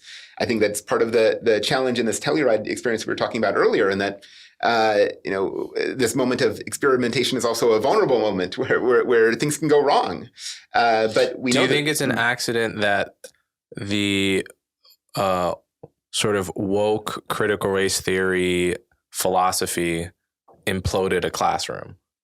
Do you think any philosophy with respect to race would have been equally likely to implode such a classroom?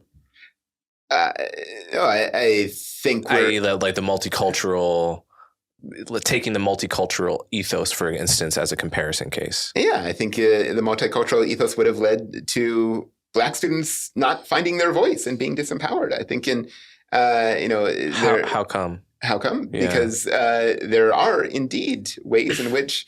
Well, why would they not just bring their food to the potluck, so to speak?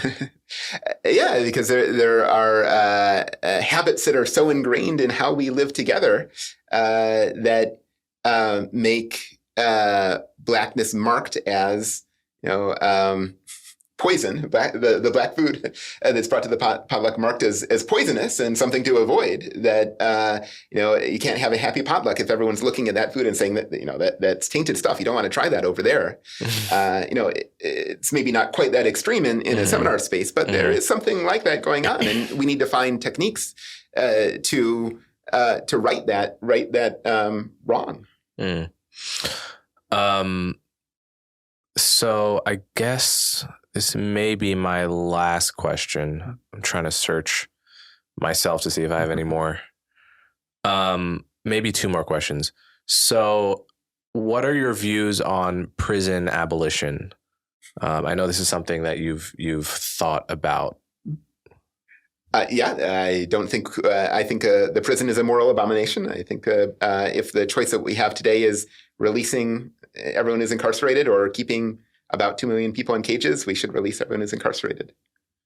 Everyone, including murderers and psychopaths. Yeah, I think the injustices that we're committing right now by keeping around 2 million people in cages is so gross, so grotesque, that it needs to stop right now. And we can, communities are experimenting with ways to deal with the problems that you're alluding to there. But right now we see we're doing a horrendous evil, and we need to stop it. Would that apply to prisons worldwide or specifically to American prisons only?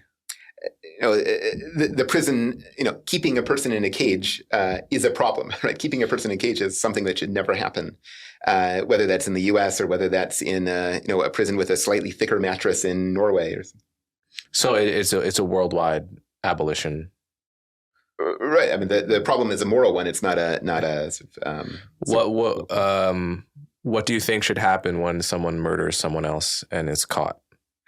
Yeah, I think we're at a moment where there's all sorts of important experimentation happening with forms of transformative justice, of bringing together communities, bringing together those who've been harmed, and naming those harms, and together collectively as a community, as family members, as loved ones, coming up with a path forward. Exactly what those outcomes will look like.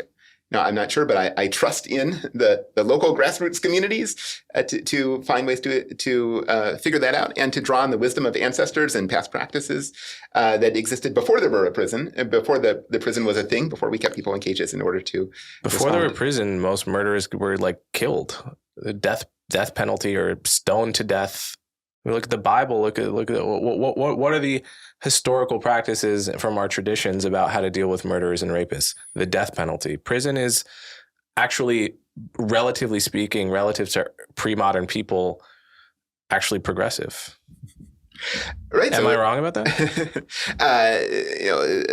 Justice systems in years gone by are complicated. Sometimes there was money exchanged in response for a relative who was killed. There are all sorts of different things that were done in the past. I don't think we shouldn't be nostalgic, right? We shouldn't say things were better before 1800 or something like that. But we should be open to learning from the wisdom of the past, but also particularly communities where people are dealing with harm all the time. I think there are really Black and poor communities in the U.S. where it's clear that the police and the criminal justice system is not going to make things better. The state is not going to make things better. Mm-hmm. I have to admit, I'm really unsatisfied by your answer to what do you do with a murderer, because it gestures toward vague community family meetings.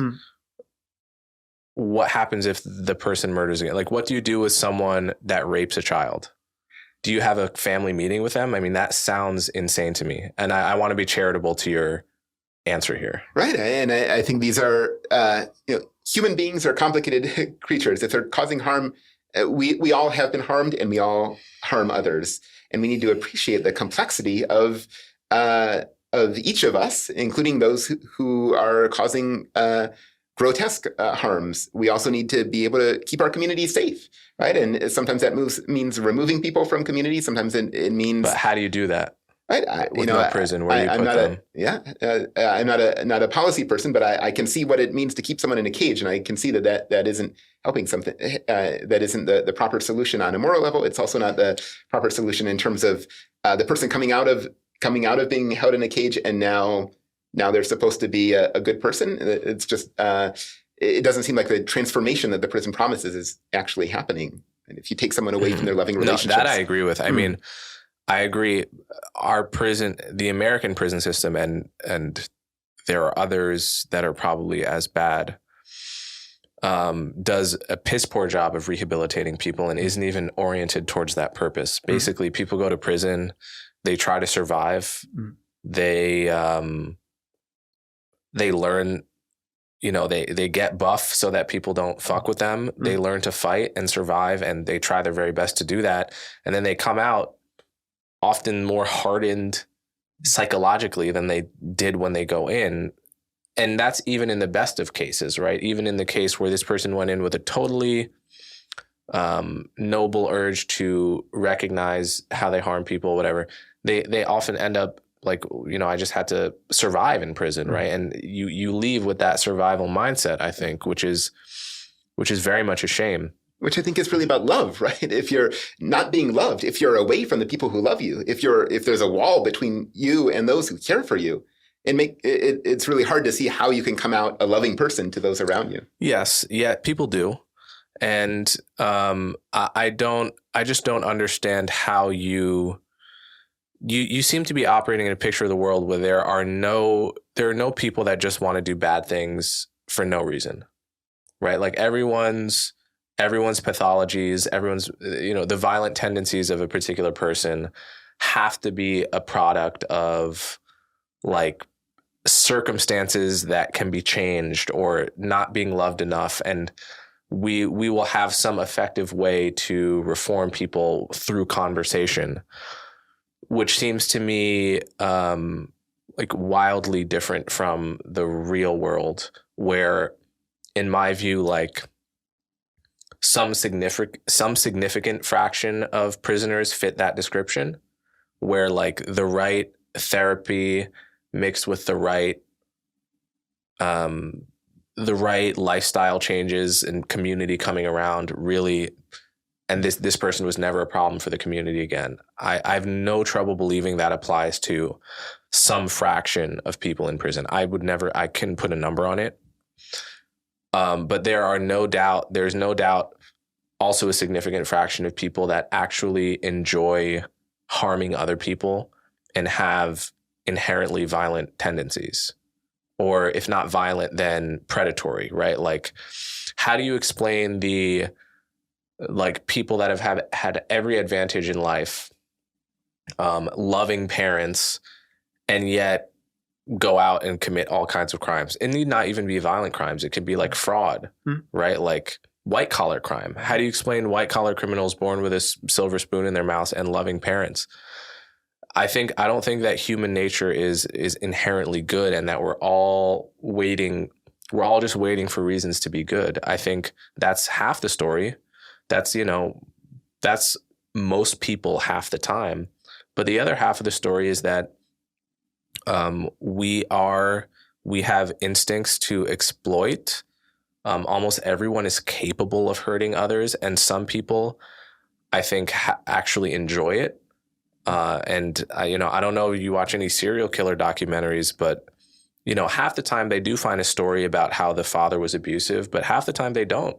Half the time it's like this kid had a great family and he came out the womb like torturing cats, and it's an anomaly, and it's unfortunate. But the idea that you can just reform people without warehousing them, without removing them from the population of people that they want to exploit, seems extraordinarily naive to me. Well, I know you have a strong position on media criticism, and I wonder if the same kind of criticism might apply to these serial killer documentaries and the role that they have in our cultural imagination, right? That if we focus on these few people, right, these few incidents that do have serious mental health problems, right, that we may not right now have the resources to treat, right? If we focus on those people, we get distracted from the real problem, right? From an analysis of the complications of the world that reflect the human condition in general, rather than this sort of anomalous group that the media likes to focus on. And to go back to my favorite Saint Augustine here, right? We do all have a will to dominate and a will toward the good, right? And these are competing. And the way that the will to dominate can be suppressed and the will toward the good can be allowed to grow is when we have good role models, when we have loving communities that we live in, when we have forms of accountability and structures in which we live, and when we can acknowledge the harms that we create and that have been done to us. And I think in the vast majority of cases, right, the state is not in a good role to be, the one saying you're a bad person, you need to go away. You're a good person, you go away. The current, the system we have is, trusting the state, which everyone's suspicious of. But so who else should be trusted? Who better? Yeah, so I think we're in an era where there are all sorts of experiments in transformative justice happening at the local level and grassroots communities, where folks are saying, that in this neighborhood get together and sort of bring those who've been harmed. Who defines what's a community, though? This is a problem. I mean, in New York, I live in an apartment building. I know a couple of my neighbors. If I were to go berserk and murder someone, who would count as the community authority to decide what is to be done with me?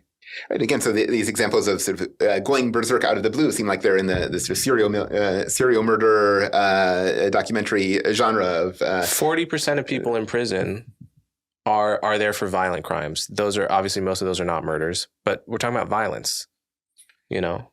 That's not small. Right. When folks are I assault somebody. Yeah, when folks are poor and don't have a lot of options, there's all sorts of stuff that happens in order to survive.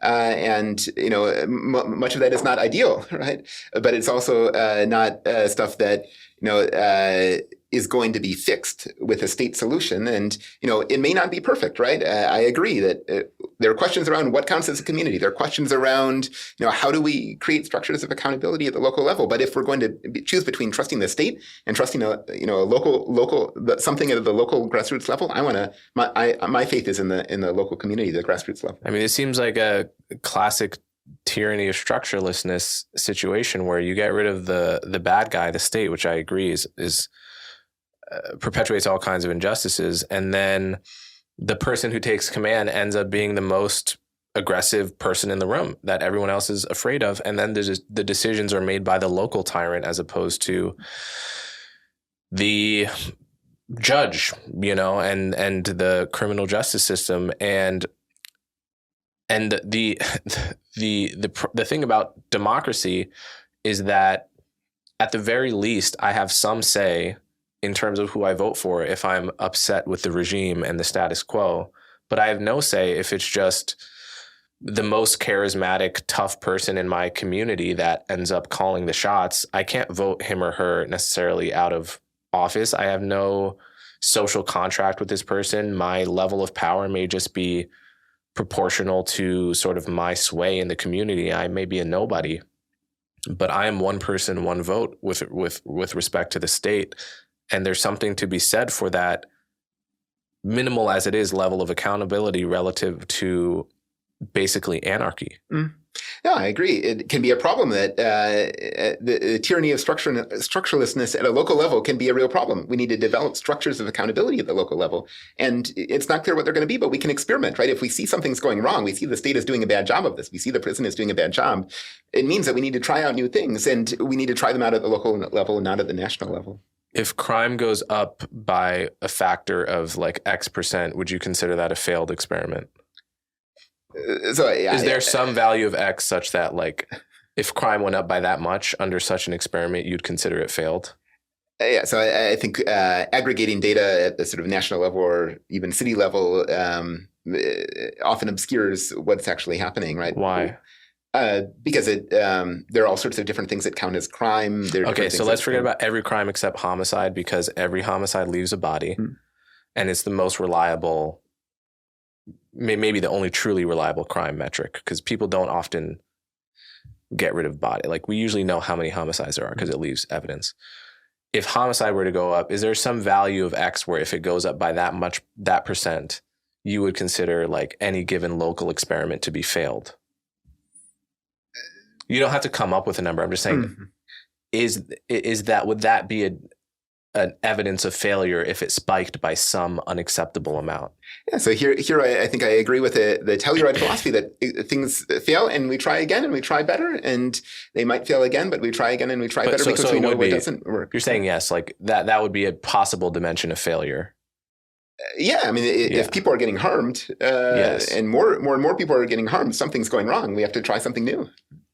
So what went wrong in 2020 when we had the single greatest year-over-year increase in homicide in American history, according to Pew and various. Yeah. Would you say that a failed experiment in something, right? So, I mean, these are... Must it not have been? These are very... everything circa 2020 is complicated by economic issues, by pandemic, by all sorts of reconfigurations in the American landscape. No, but it didn't happen pandemic happened in the whole world. Mm-hmm. Homicide increase happened in America. Right. I mean, the number of guns in the U.S. I mean, there are all sorts of factors. Sort of culture of violence in the U.S. is different from other places in the world. I think one country had riots in every city and a racial reckoning about police. And that's like by far the most obvious cause of the subsequent rise in homicide, in my view. But maybe that's a debate for another time. Because we had guns the year before. We had, and it's mostly illegal guns, not Second Amendment guns that are doing the harm. But I mean, I guess my what I'm getting at is like, but what metrics would you be looking at for success in these like transformative justice experiments? What are you looking to that's like, this community did it right because look at what happened? What is that? Right. Yeah. So if community members feel safer, if they feel as if they're less likely to be harmed, and if they feel as if when they have been harmed, they're happy with the outcome, right? If you look at surveys of crime victims now, many of them are not happy with the outcomes when the perpetrator goes to prison. They don't think longer prison sentences are a good idea, right? So I mean, I think these sorts of metrics of how does are those who survived forms of harm satisfied with the outcome and with this reweaving of the fabric of their community? Those seem important to look at. Mm. So what role do the police play in this vision? Do the police still exist as they do today, or are they gone, or is it, how do you view that? So again, I'm not a policy person, but it does seem like we're at an important moment where mental health professionals are being recognized for the important role that they play in communities. Where we're wondering, do you really need a police person to be directing traffic? Right? Could there be other sorts of professionals that could be directing traffic? What are the if we've been fostering a culture of violence among the police, how can we sort of narrow the role of police such that others who are better fit for other professionals who are better fit for the jobs we need them to do can be assigned to those roles? So you would say leave the police intact, but have them do the work that they're best at. Right. So I think so, like not directing traffic. Anything else? I think we're at a moment of scaling down. When there are mental health crises, you don't need a police officer; you need a mental health counselor, right? It depends if the person having a mental health crisis, if violence, the potential of violence, is part of their mental health complex. And in many cases, the people calling 911 are their own mothers, who know their mental illness better than any mental health professional. And have been negotiating it for years, and generally know how to calm them down when they're having an episode better than anyone, because it's like unique to each person often. And the fact that they've called 911 is sometimes a result of the fact that like, I can't handle this one and I'm scared, right? How is a mental health professional with no physical skills in terms of how to protect yourself, how to subdue someone while keeping them safe, going to necessarily be the default in that situation? I don't necessarily see how that is an improvement. My own view would be that what you want in that moment is someone who is extremely skilled physically, who knows how to subdue somebody without harming them, right? It's like the paradigm is like a jujitsu black belt, because jujitsu is all about how to like restrain someone without necessarily injuring them at all. And I've talked to at least one cop on my podcast who was a black belt in jujitsu and talked about the number of times he never had to go to his gun because he had such physical skills that he wasn't afraid. if someone threw a punch at him, if someone came at him, he knew how to deal with it in a way that didn't harm him or them. 99% of cops don't have that level of skill. So what you want is someone with that kind of skill. And that's not the skill of a therapist. Like, we're not talking about a therapist. Yeah, so I agree. These are really complex and tragic situations. Mental health professionals, sorry. Yeah, these are really complex and tragic situations where families are grappling with those they love who have the potential to harm others. And if there's someone you love, you want the situation to de-escalate, right? You don't want the situation to get worse and worse. So the tool that we need for that job is someone who knows how to de-escalate the situation. Right? Maybe they're well-trained police officers who know how to de-escalate that situation. It seems like, given the culture of policing in the U.S. today, that's unlikely the case. It may be the case that you want mental health professionals in the lead, supported by others who have other skills that could be useful. But if the focus is on de-escalating, is on sort of cooling down the situation rather than heating it up, then I think we really need to think carefully about what are the professionals who should be in the lead in that situation. I agree. De-escalation should be the priority. The problem is that de-escalation is not always possible, in my view.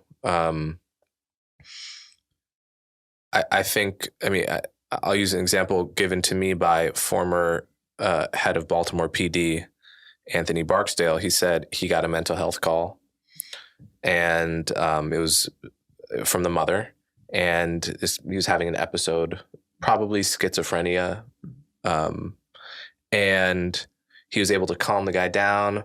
He thought, okay, good, this is going to be fine. We're gonna get him put him in the cop car, get him to the hospital, get him the help he needs.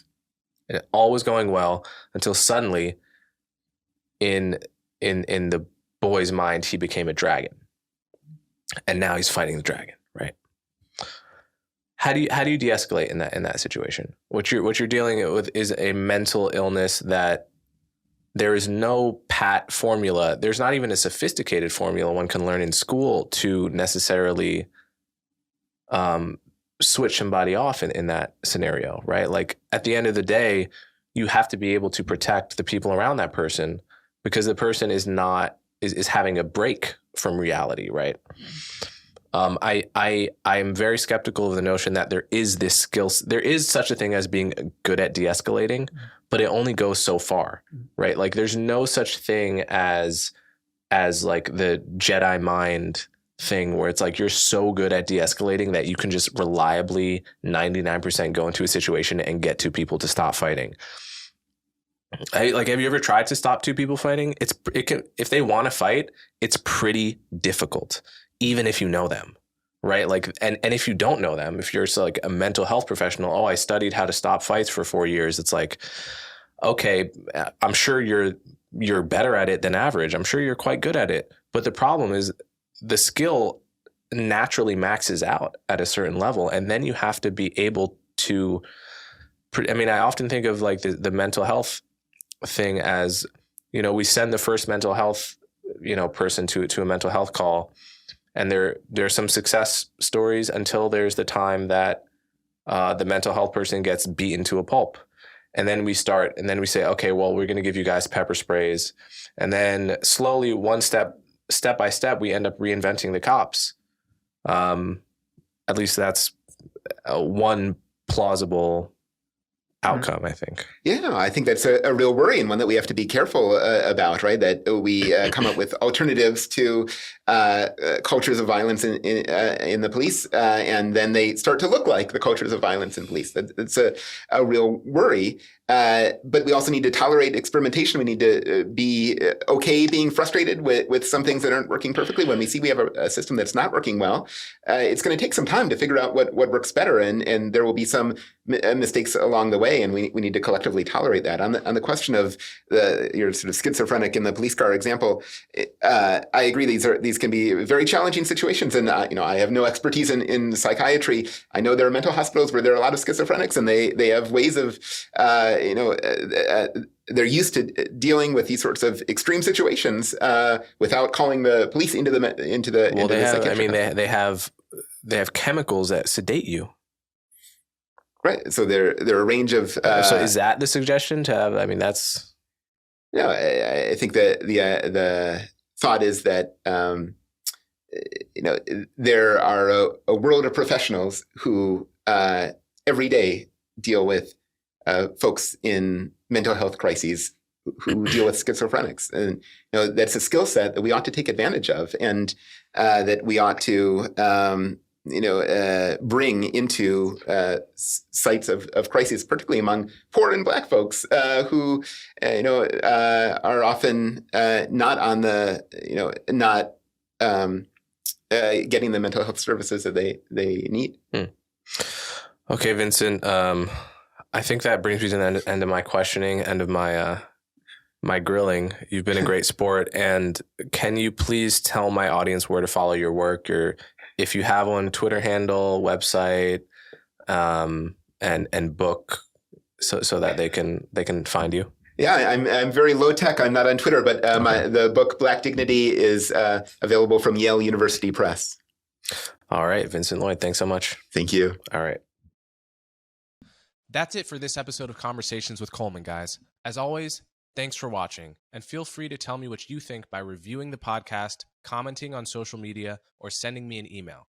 To check out my other social media platforms, click the cards you see on screen, and don't forget to like, share, and subscribe. See you next time.